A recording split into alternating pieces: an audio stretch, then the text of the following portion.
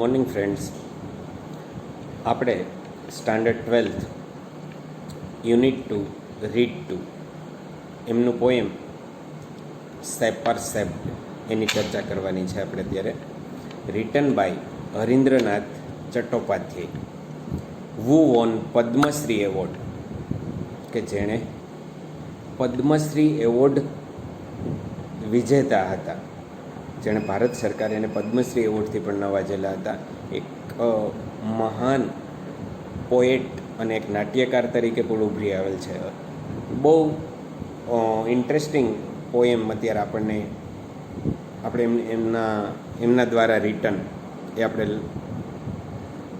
શીખવા જઈ રહ્યા છે, એનું ડિસ્કશન કરવા જઈ રહ્યા છે. તો જો પોએમનું નામ છે સેપર સેપ્ડ. સેપર પહેલાં તો ખાલી આપણે કહીએ કે સેપ એટલે આકાર, સેપર એટલે આકાર આપનાર, સેપ એટલે આકાર, સેપ્ડ એટલે આકાર દીધેલો, ઘડનારનું ઘડતર. જે બનાવનાર છે એનામાં પણ ઘડતર આવે, ઘડનારનું ઘડતર. બહુ સરસ પોઈમ છે, તમે સમજશો, તમને મજા આવશે. તો હરીન્દ્રનાથ ચટ્ટોપાધ્યાય રચિત પોએમ આપણે શીખીએ. તેમના બીજા પિક્ચર પણ હું તમને હરીન્દ્રનાથના બતાવું છું. અહીંયા તમારી સામે જુદા જુદા પિક્ચર તમે જોઈ શકો છો, રિટન બાય હરીન્દ્રનાથ ચટ્ટોપાધ્યાયના પોએમને આધારે. હવે આપણે પોએમની ચર્ચા કરીએ ગ્લોસરીથી, મતલબ કે આપણે પહેલાં સ્પેલિંગને સમજવાની કોશિશ કરીએ, ત્યારબાદ પોએમની સ્ટાન્ઝા તરફ જઈશું. તો જો પોએમ છે એમાં ફર્સ્ટ છે મોલ્ડ, MOULD. મોલ્ડ એટલે શેપ, આકાર આપવો, એને મોલ્ડ કહેવાય. શેપ આપવો એટલે આકાર. બીજું છે યેલ્ડિંગ. યેલ્ડિંગ એટલે સોફ્ટ હોય, બેન્ડિંગ, જેને એક બાજુથી બીજી બાજુ વાળી શકાય. અહીંયા યેલ્ડિંગ ક્લે એવો અર્થ આવશે તમને પોએમમાં. ક્લે મીન્સ માટી, કે જે ભીની માટી, જેને તમે શેપ આપી શકો, તમે એને બેન્ડ કરી શકો, વાળી શકો. એને સોફ્ટ એટલે કોમળ, અને બેન્ડિંગ એટલે કે બેન્ડ થાય તેવી. સીઝ કરવું, આપણે કહીએ ઘણીવાર આખું બિલ્ડિંગ સીઝ કરી દીધું. સીઝ એટલે અટકાવી દેવું, બંધ કરી દેવું, stop, that is cease. Innumerable મતલબ કે ગણી ન શકાય તેવું. આપણે કહીએ there are innumerable stars in the sky, એટલે કાઉન્ટ એટલે ગણવું, કાઉન્ટલેસ એટલે ગણી ન શકાય તેવું. ન્યૂલી ગોટ, નવું મેળવેલું. અહીંયા ગોટનો અર્થ થાય એક્વાયર એટલે પણ મેળવવું.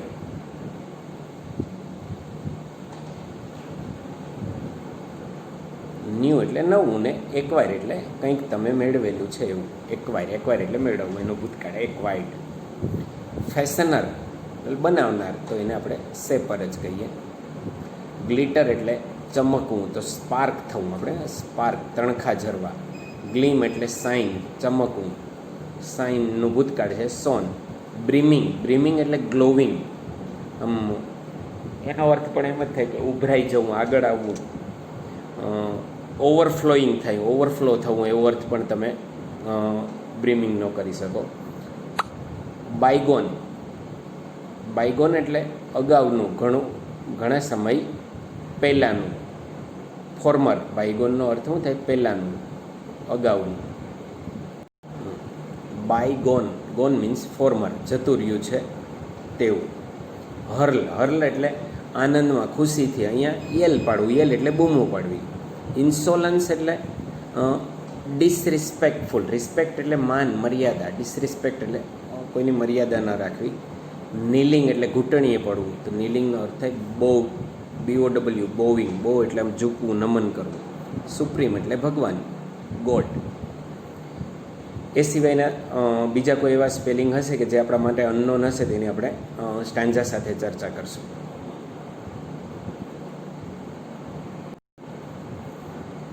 ઇન ડેઝ ગોન, ગોનું ભૂતકૃદન છે જો ગોન, કે દિવસો જતા રહ્યા છે. I use to be a potter, કે જ્યારે હું શું હતો? એક પોટર હતો. પોટર મીન્સ માટીનું કામ કરનાર, કુંભાર, એને પોટર કહીએ આપણે.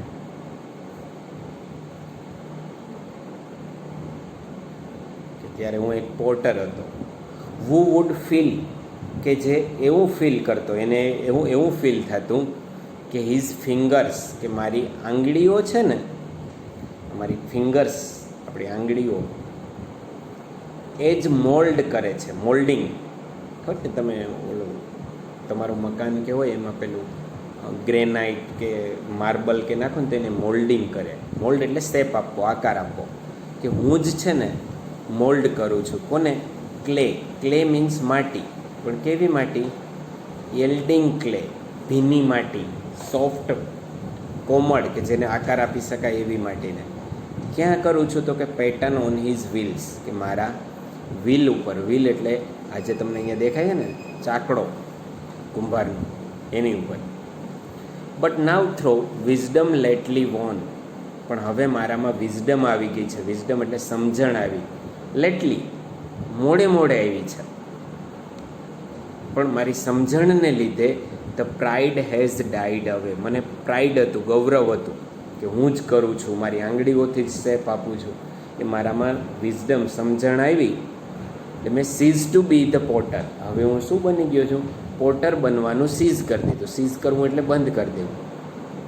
આઈ have seize to be the potter, કે મેં પોટર બનવાનું બંધ કરી દીધું છે.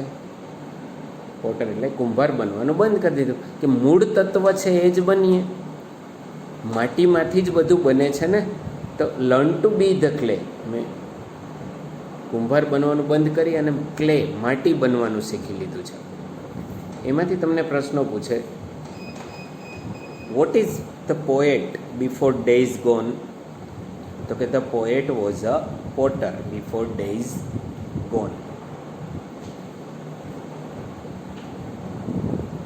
What did poet do on his wheels? તો કે the poet yielding the clay on his wheels according to pattern. Pattern મુજબ, જુદી જુદી રીતભાત મુજબ, જુદા જુદા માટીના વાસણો હોય ને એ પેટર્ન મુજબ. પેટર્ન એટલે જુદી જુદી ડિઝાઇન.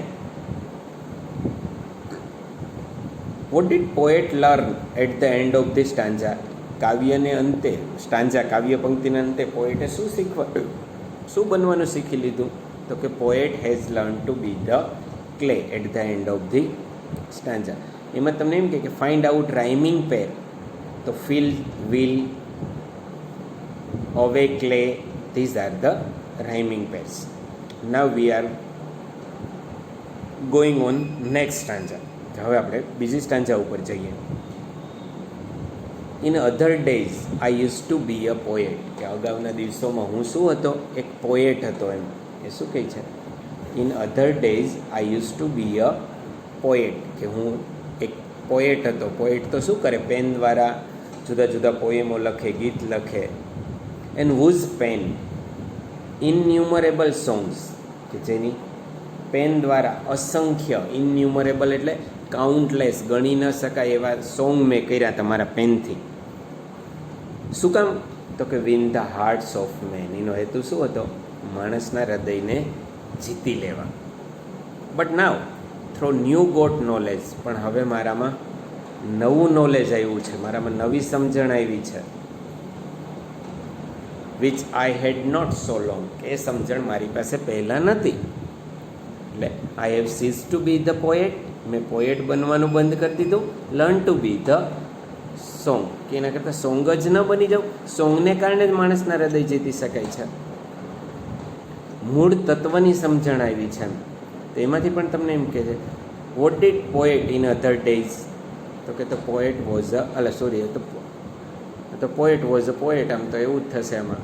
વોટ ડીડ અથવા how many songs poet write from his pens? તો કે poet wrote innumerable songs.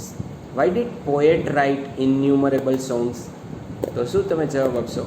Poet wrote innumerable songs to win the hearts of men. માણસના હૃદય જીતવા માટે થઈ અને એણે